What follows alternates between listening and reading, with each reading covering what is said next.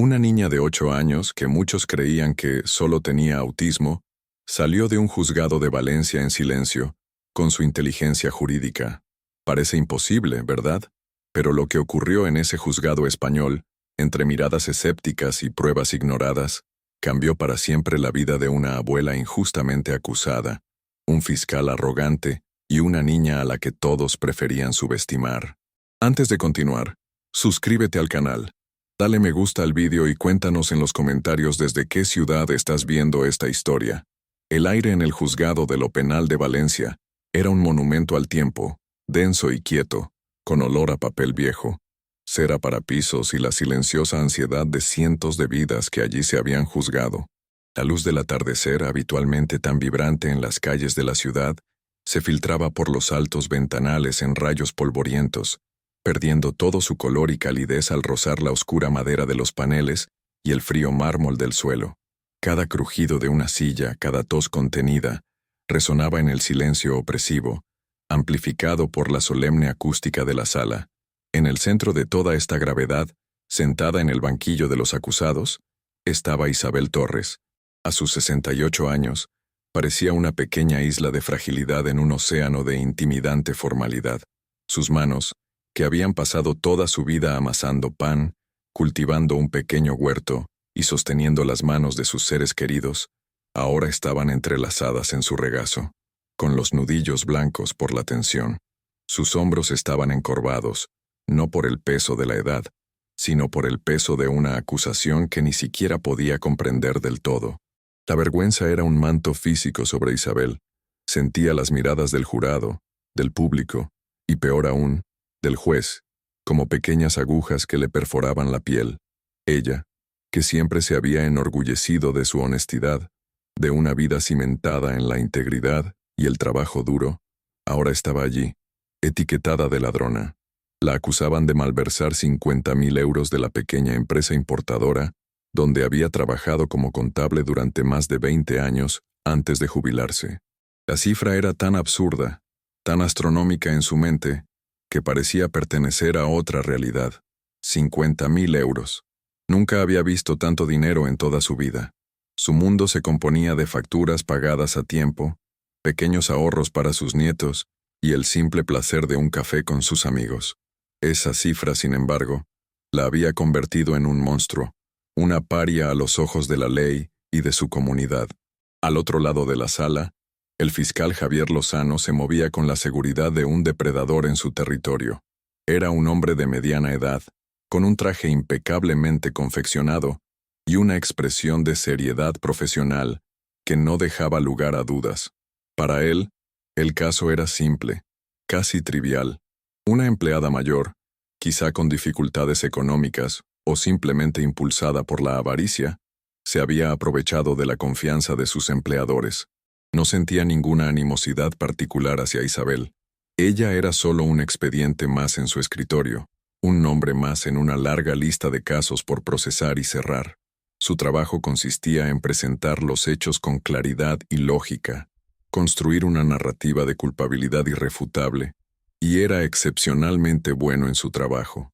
Para Lozano, la justicia no se basaba en la emoción ni la intuición, se basaba en pruebas documentales, y las que tenía eran, en su opinión, abrumadoras. Con voz clara y resonante, Lozano comenzó a tejer su red.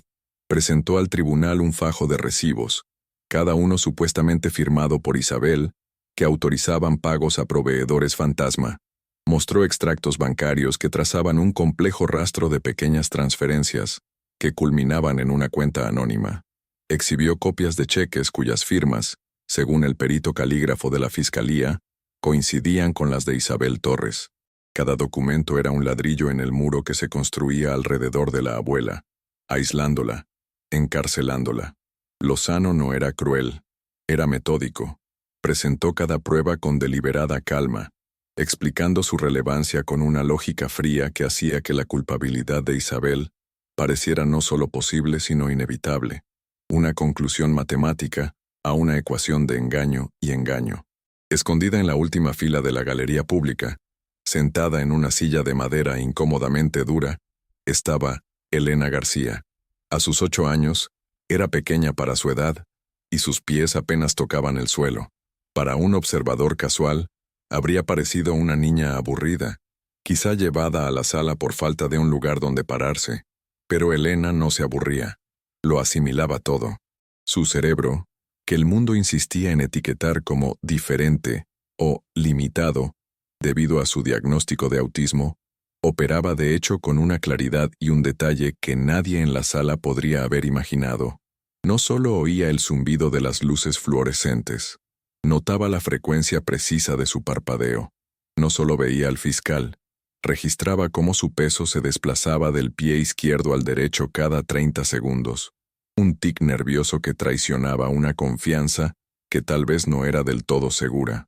El amor de Elena por su abuela, Isabel, era el sol alrededor del cual giraba su pequeño universo. Isabel nunca la había tratado como diferente. Para Isabel, Elena no era un diagnóstico, era su nieta. Era la niña que podía armar un rompecabezas de 3000 piezas en una sola tarde, que podía recitar párrafos enteros de sus libros favoritos después de una sola lectura, y que veía patrones en el mundo que nadie más veía. Fue Isabel quien le dio su primer libro sobre el sistema legal español, pensando que disfrutaría de sus normas y estructura.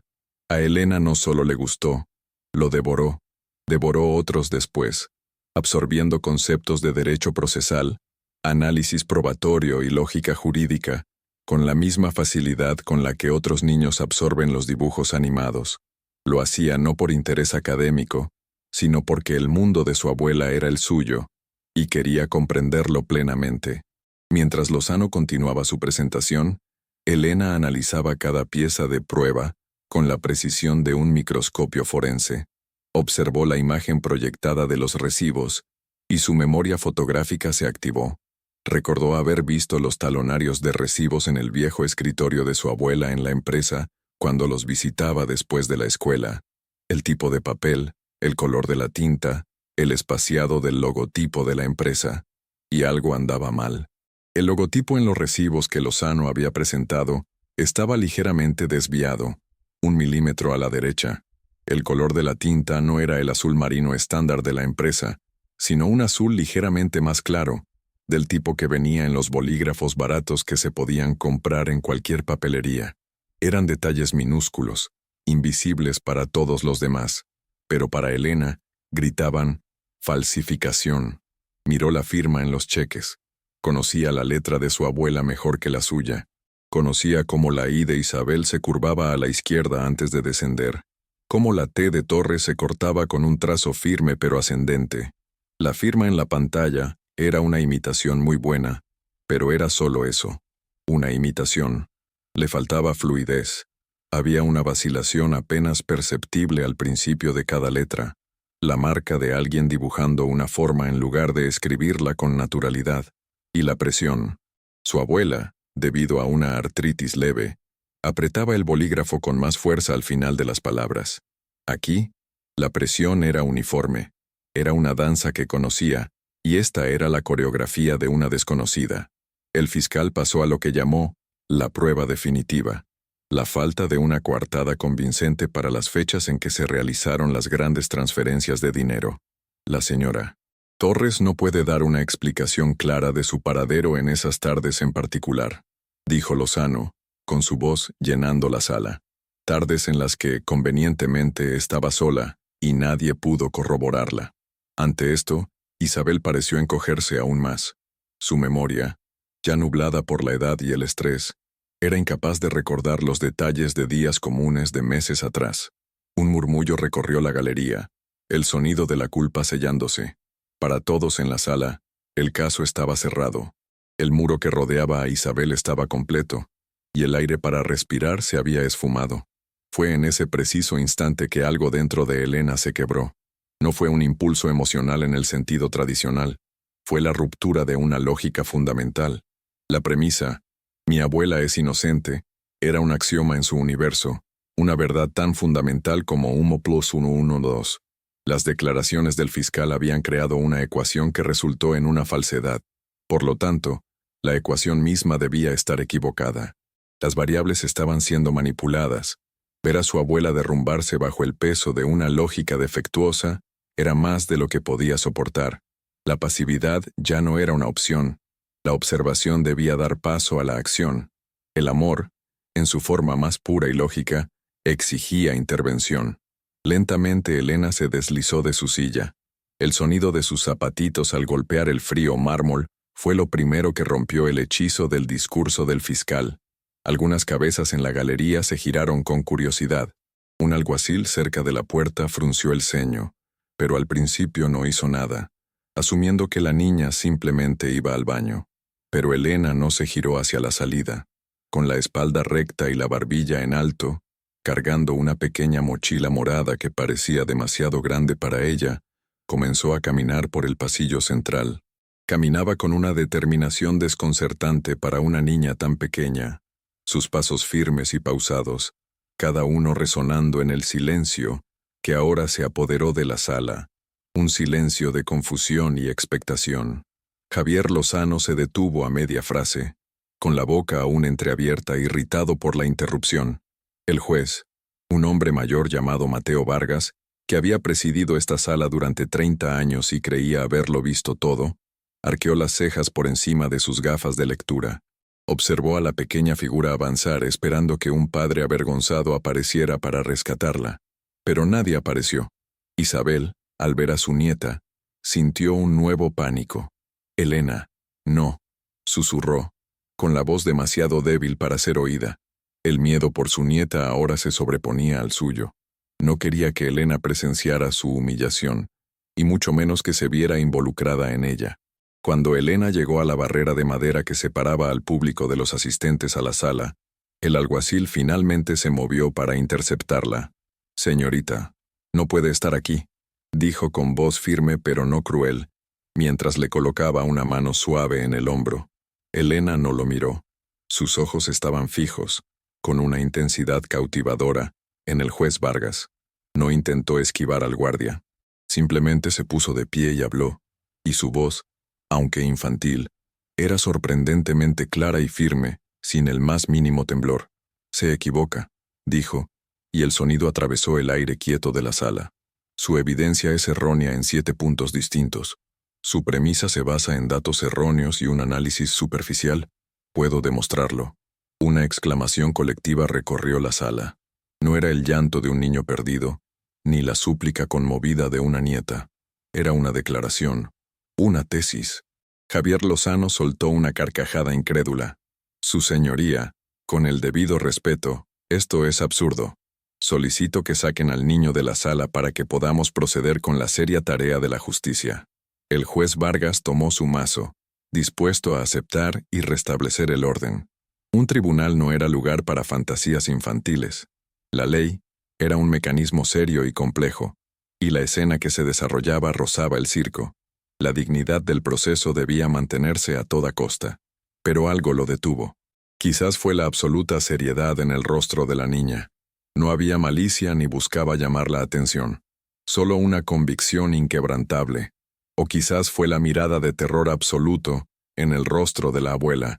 Un terror que parecía ir más allá de la propia acusación. El juez Vargas era un hombre de procedimiento, pero también era abuelo. Miró a la niña.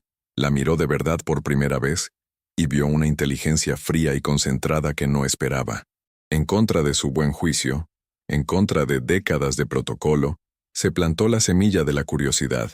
«¿De qué estás hablando, niña?», preguntó, con la voz más suave de lo que pretendía. Ignorando la tartamudeante objeción del fiscal, Elena dio un paso al frente y dejó su mochila morada sobre la mesa de la defensa con un golpe sordo. La abrió y empezó a sacar su contenido. No eran muñecas ni libros para colorear. Eran carpetas. Carpetas de archivo, ordenadas, con etiquetas escritas con una letra infantil pero perfectamente legible.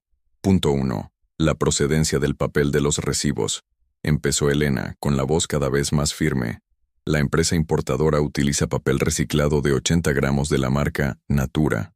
Los recibos presentados como prueba son papel bond de 75 gramos de la marca Ofimax. La diferencia de textura y blancura es detectable con un aumento de 10 kikis. Además, la marca de agua Ofimax Es visible al exponer el papel a la luz ultravioleta. El silencio en la sala era ahora de pura conmoción.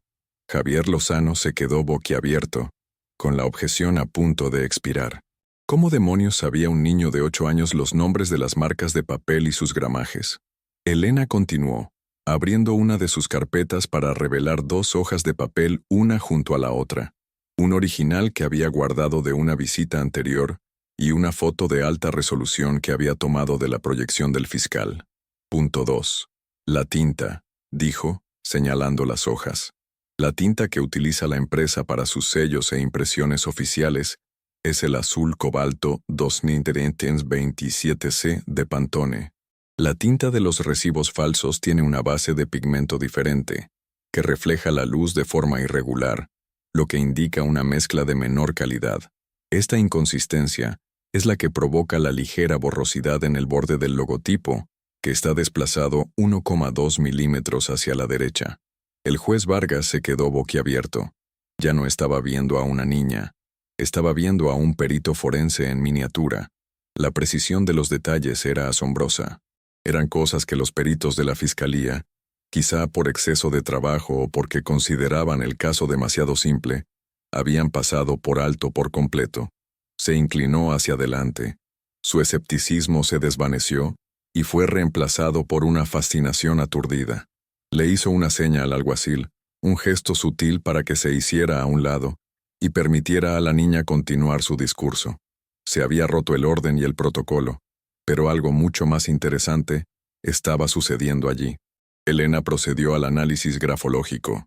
Sacó una serie de tarjetas de cumpleaños y notas que su abuela le había escrito a lo largo de los años. Las colocó junto a una foto de la firma falsificada. Punto 3. Vacilación sacádica, dijo, usando un término técnico que dejó atónito al abogado defensor de Isabel, previamente atónito y silencioso, mirándola con asombro.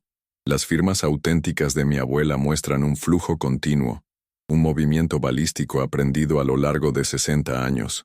Las firmas falsificadas muestran microtemblores al inicio de las curvas, consistentes con el acto de dibujar, no de escribir. El cerebro del falsificador se centra en la forma, no en el acto.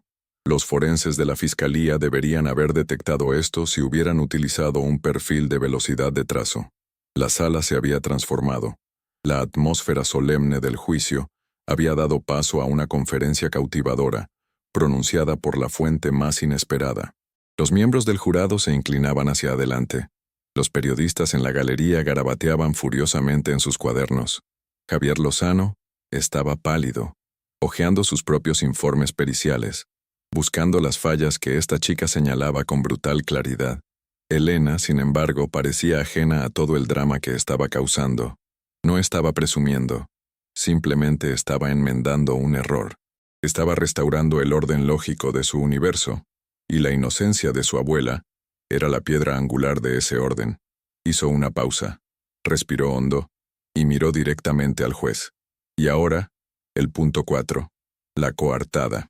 El punto 4, repitió Elena, su voz cortando el silencio atónito de la sala. Es la coartada de mi abuela para el 17 de febrero, fecha de la mayor transferencia fraudulenta, por 12.000 euros. El fiscal Lozano, recuperándose apenas un poco, hojeó apresuradamente sus papeles.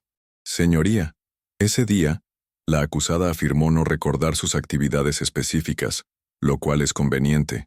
Elena ignoró el comentario sarcástico y continuó, con la mirada fija en el juez Vargas. Eso es incorrecto. Mi abuela no lo recordaba porque la pregunta estaba mal formulada. Preguntaron qué hizo ella ese día. No preguntaron qué hicimos nosotros. El 17 de febrero, un sábado, mi abuela y yo fuimos al Museo de Bellas Artes de Valencia a ver la exposición temporal Sorolla y la luz del Mediterráneo. La claridad de su declaración fue absoluta, sin la menor vacilación. Salimos de casa a las 9:32 de la mañana. El cielo estaba nublado con una temperatura de 14 grados Celsius y un viento del noreste a 18 kilómetros por hora. Mi abuela llevaba su abrigo gris de lana, el que tenía un botón un poco suelto, el tercero empezando por arriba. Yo llevaba mi suéter rojo y botas de lluvia, aunque la probabilidad de precipitación era de solo un 15%. Compramos las entradas a las 10:02. La entrada de adulto costaba 10 euros, y la mía era gratuita, como lo es para los menores de 16 años. El número de serie de su entrada era 8884151. La mía era 8884152. Mientras hablaba, Isabel, su abuela, la miraba con los ojos muy abiertos. Los recuerdos, antes una neblina impenetrable, comenzaron a agitarse, despertados por los detalles increíblemente precisos que Elena recitó. La transferencia de 12.000 euros, continuó Elena, consultando una de sus carpetas, se realizó desde un ordenador con una dirección IP rastreada a un cibercafé del barrio de Ruzafa, a las 11:15 de la mañana. En ese preciso momento, mi abuela y yo estábamos en la habitación 8, frente al cuadro Paseo Marítimo. Lo recuerdo precisamente porque había un grupo de turistas alemanes en la habitación, y su guía explicaba, erróneamente, que el paraguas de la mujer del cuadro era blanco. De hecho, Sorolla usó 17 tonos diferentes de blanco y azul claro para capturar el efecto de la luz solar a través de la tela. Mi abuela y yo hablamos de esto durante al menos 10 minutos. Ella dijo que el arte se trata de lo que sientes, y yo dije que se trata de lo que ves. La sala del tribunal estaba completamente en su poder. Nadie se atrevía a moverse. La memoria de Elena no era solo fotográfica, sino holográfica. Recreó la escena con una viveza imposible de fabricar. Salimos del museo a la 1:45 p.m. y almorzamos en el pequeño café de enfrente. Mi abuela comió una tostada con tomate y tomó un café con leche. Yo tomé un zumo de naranja y un croissant de chocolate. La cuenta ascendió a 8,50 euros. El camarero tenía un pequeño tatuaje de un ancla en la muñeca izquierda. El ordenador del cibercafé de Ruzafa está al menos a 25 minutos en coche del museo, sin tráfico. Así que es físicamente imposible que mi abuela estuviera en ambos lugares al mismo tiempo. Esto no es una opinión. Es una conclusión basada en datos espaciales y temporales. El juez Mateo Vargas miró a Isabel Torres. El rostro de la abuela había estado bañado en lágrimas, pero ahora eran lágrimas de alivio y asombro. Asintió lentamente, confirmando cada detalle. El abrigo gris, la conversación sobre el cuadro, el camarero con el tatuaje. Todo era cierto. Vargas se aclaró la garganta, con la autoridad quebrantada, pero su curiosidad legal despertada. Se volvió hacia su secretario. Comprueba la fecha de la exposición de Sorolla en el Museo de Bellas Artes y contacta con el museo a ver si tienen grabaciones de las cámaras de seguridad del 17 de febrero. Luego se volvió hacia Elena, con un tono ahora desprovisto de condescendencia. ¿Tiene algo más que decir, señorita? Sí, su señoría, respondió Elena de inmediato. Defender a mi abuela es solo la primera parte de la ecuación. La segunda parte es identificar la incógnita, el verdadero culpable. Javier Lozano se levantó bruscamente. Objeción. Eso es especulación. La niña está convirtiendo esta sala en un teatro. Su voz era una octava más aguda de lo normal, su calma profesional completamente destrozada. Estaba siendo humillado por una niña de 8 años, y su instinto era arremeter, pero el juez Vargas lo silenció con un gesto impaciente. Por primera vez en años, Vargas estaba dispuesto a dejar de lado la letra de la ley para seguir el espíritu de la verdad, y el espíritu de la verdad parecía residir en esa niña de la mochila morada. Se desestima la objeción, señor Lozano. Por favor, tome asiento. Continúe, Elena. El culpable, dijo Elena con la serenidad de quien presenta una teoría científica, tenía que cumplir 4 criterios. Primero, debía tener acceso sin restricciones a la oficina de mi abuela para retirar recibos y cheques en blanco. Segundo, debía conocer sus rutinas lo suficiente como para saber cuándo faltaría. Tercero, tenía una necesidad urgente de dinero, lo que explicaba la prisa y los pequeños errores en la falsificación. Y cuarto, tenía que ser alguien en quien mi abuela confiara lo suficiente como para no sospechar jamás. Mientras enumeraba los criterios, un hombre sentado en la segunda fila de la galería, que había venido a apoyar a Isabel, empezó a sudar visiblemente. Era Miguel Romero, un antiguo compañero de trabajo de Isabel a quien consideraba casi de la familia. Elena no miró a Miguel. No le hacía falta. La lógica la guiaba. El que cumple los 4 criterios es Miguel Romero. El nombre flotaba en el aire, cargado de sorpresa y traición. Miguel se puso de pie de un salto. Esto es indignante. Esto es absurdo. Esta chica delira. Siempre he ayudado a Isabel. Soy amigo de la familia. Su negación fue rotunda, exagerada, con las manos gesticulando desesperadamente. Pero sus ojos, llenos de pánico, se dirigieron hacia la salida, como un animal acorralado buscando una vía de escape. Isabel lo miró fijamente, con el rostro convertido en una máscara de dolor e incredulidad. ¿Miguel? ¿Su amigo Miguel, que venía a la cena de Navidad todos los años? Tu negación no se ajusta lógicamente a los hechos, dijo Elena, con voz fría y precisa, un marcado contraste con la histeria de Miguel. El 5 de enero estaba en la oficina esperando a que mi abuela terminara de trabajar. Miguel Romero estaba allí. Se quejaba por teléfono de una deuda de juego, hablando en voz baja. Pensó que nadie lo escuchaba. Pero yo lo oigo todo. Hizo una pausa para asimilar la información. También usaba una pluma estilográfica Lamy Safari, con tinta azul claro. Es el mismo tono de azul que se encontró en los recibos falsificados. Una marca y un color que mi abuela nunca usó. Toda la atención de la sala estaba fija en Miguel Romero, cuya camisa estaba visiblemente manchada de sudor bajo los brazos. Y el punto final, añadió Elena, dando el golpe de gracia, es la impresora. Los recibos se imprimieron en una impresora de inyección de tinta, con un cabezal ligeramente dañado, lo que provoca un defecto microscópico, una línea blanca apenas visible, en cada centímetro de impresión vertical. La impresora de la empresa es láser, así que no deja esa marca. Sin embargo, se sabe que la impresora que Miguel Romero tiene en su escritorio personal, una HP DeskJet 2700, desarrolla precisamente ese defecto después de aproximadamente un año de uso. He visto el mismo defecto en los boletos de apuestas de carreras de caballos que tira a la basura de la oficina. El secretario del juez, que había estado al teléfono, se acercó y le susurró algo al juez Vargas. El juez asintió, con el rostro entornado por la sorpresa.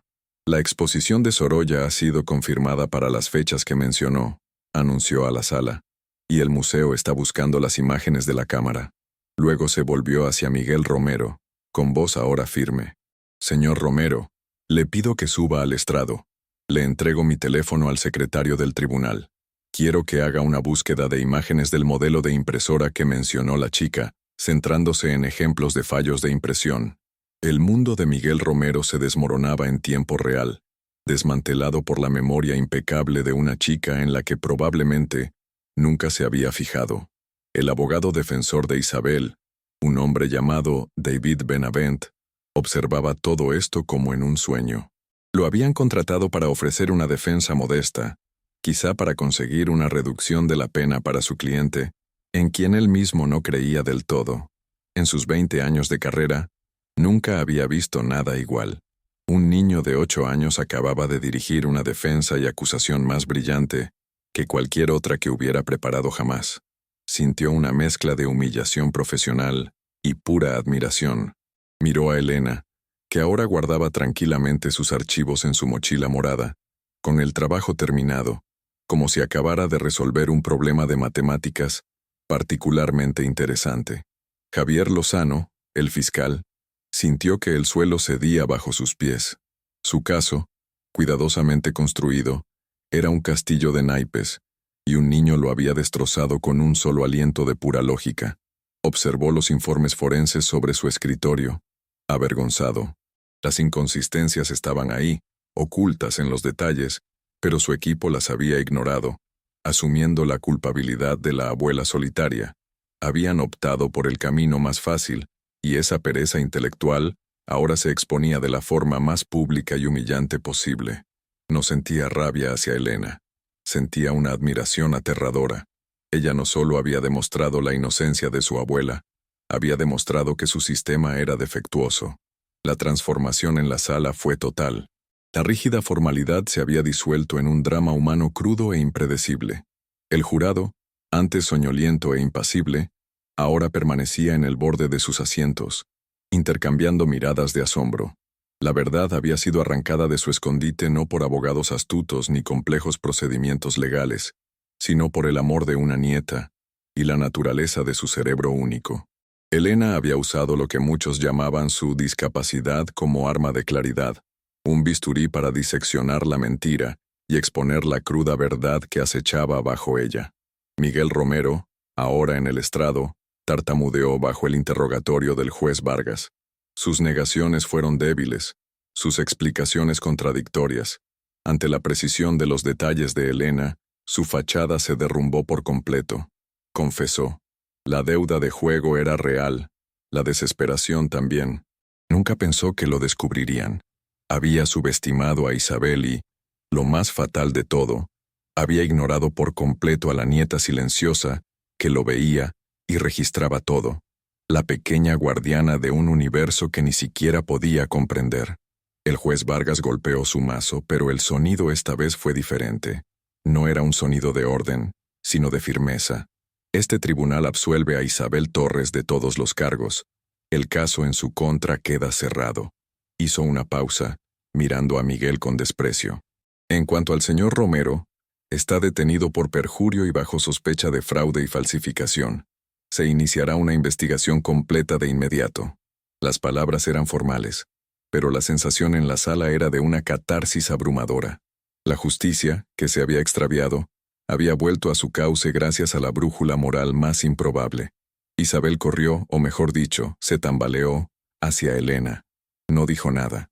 Simplemente abrazó a su nieta, hundiendo la cara en su cabello mientras sus sollozos las estremecían. Eran sollozos de gratitud, de orgullo, de un amor tan profundo que las palabras no podían expresarlo. Abrazó a su nieta no como a una niña frágil, sino como su salvadora, su defensora. Elena, a quien normalmente no le gustaba el contacto físico inesperado, se relajó en el abrazo de su abuela. Sintió las cálidas lágrimas de Isabel en su hombro y, por primera vez, se permitió sentir la emoción tras su lógica, la profunda y silenciosa satisfacción de haber protegido a la persona más importante de su vida. El juez Vargas observó cómo se desarrollaba la escena, y una sonrisa sincera, algo poco común en su rostro, se dibujó en su rostro. Se sintió humilde, humillado ante la complejidad del cerebro humano, la fuerza de los lazos familiares y su propia falibilidad.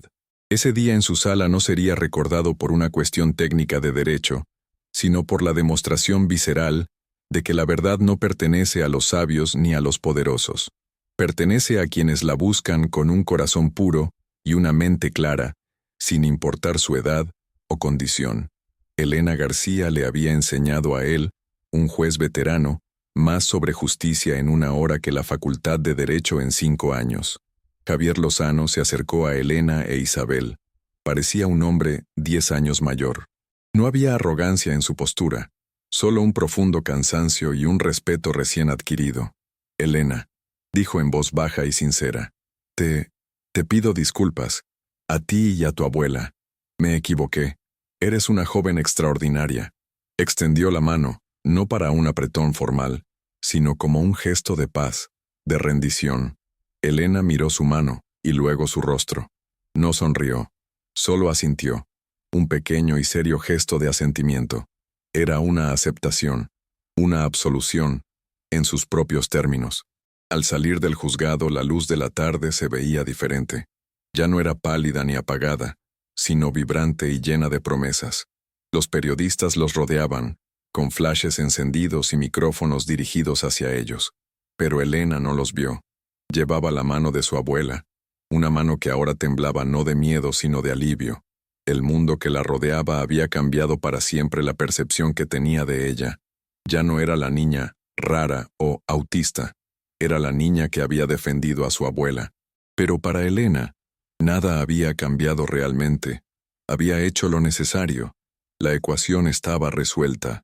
El universo volvía a estar bien, y su abuela estaba a salvo a su lado. La transición del aire estancado del juzgado a la brisa fresca de la plaza del ayuntamiento fue como emerger a un mundo nuevo. La noticia se había propagado con la velocidad de un reguero de pólvora digital. Reporteros y cámaras formaban un muro humano en las escaleras, un monstruo de múltiples cabezas con lentes y micrófonos en lugar de ojos y dientes. Elena, Elena, ¿cómo lo supo? Señora Torres, ¿cómo se encuentra? Las preguntas llegaban de todas direcciones. Una cacofonía de curiosidad insaciable. Isabel, que momentos antes había sido una figura frágil, ahora se convirtió en una leona. Envolvió a Elena en sus brazos, girando el rostro de su nieta contra su pecho para protegerla del bombardeo sensorial. Su cuerpo, antes encorvado por la vergüenza, ahora era un escudo de amor y protección. En ese momento, sus roles se invirtieron una vez más. Elena había sido su defensora en el mundo abstracto de la ley, y ahora Isabel era su defensora en el mundo concreto y abrumador de la atención pública. Abriéndose paso con cuidado entre la multitud, con la ayuda de un David Benavent ahora muy respetuoso, lograron llegar a un taxi. Dentro del coche, el silencio fue un alivio bienvenido. Elena no parecía conmocionada por el caos. En cambio, observaba el patrón que las gotas de lluvia comenzaban a formar en el cristal de la ventana, trazando su trayectoria con el dedo. Para ella, la tormenta lógica dentro de la sala era mucho más significativa que la tormenta de gente afuera. Isabel observó a su nieta, y su corazón se llenó de una emoción indescriptible. Era más que orgullo, más que gratitud. Era un profundo reconocimiento del alma de Elena, un alma que siempre había sabido que era extraordinaria, pero cuya brillantez el mundo ahora, por fin, se había visto obligado a presenciar. No vio a una heroína ni a una genio. Vio a su Elena, perfecta hasta la médula. De vuelta en la sala, ahora vacía, el juez Mateo Vargas estaba sentado en su despacho, con la toga colgada en el gancho junto a la puerta. No revisaba las actas del caso. Simplemente miraba por la ventana, reflexionando. En 30 años, había presidido casos de asesinato, corrupción y crímenes complejos, pero ninguno lo había conmocionado tanto como el testimonio de aquella chica. Lo había obligado a enfrentarse a la arrogancia inherente al sistema, un sistema que valora ciertos tipos de inteligencia por encima de otros, que puede confundir fácilmente la neurodivergencia con falta de credibilidad. Comprendió que la justicia no se trata solo de hacer cumplir las leyes, sino de buscar la verdad, y que ésta puede presentarse de las formas más inesperadas. Ese día, no solo juzgó un caso, aprendió los límites de su propia percepción. Javier Lozano tampoco se fue a casa de inmediato. Se sentó en su oficina, con las luces de la ciudad apenas comenzando a brillar afuera, y volvió a leer cada página del caso de Isabel Torres. Pero esta vez, lo leyó a través de los ojos de Elena. Vio los pequeños fallos, las suposiciones vagas, la precipitación al juzgar. La humillación que había sentido en el tribunal comenzó a convertirse en una fría determinación. No culparía a su equipo. La responsabilidad última recaía sobre él. Había subestimado al acusado, y lo que es más importante, no había buscado la verdad con el rigor que su posición exigía.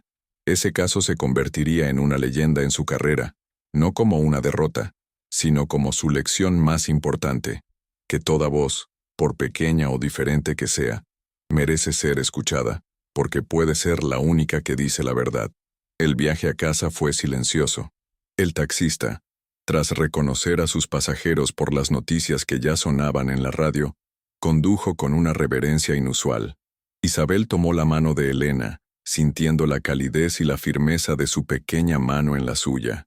Pensó en todas las veces que se había preocupado por el futuro de Elena, por cómo la trataría el mundo. Se había preocupado por su dificultad para hacer amigos, por su sensibilidad al ruido, por su brutal honestidad que la gente a menudo confundía con rudeza. Y ahora, se daba cuenta de que todas las cualidades que la preocupaban eran, de hecho, facetas de su fortaleza.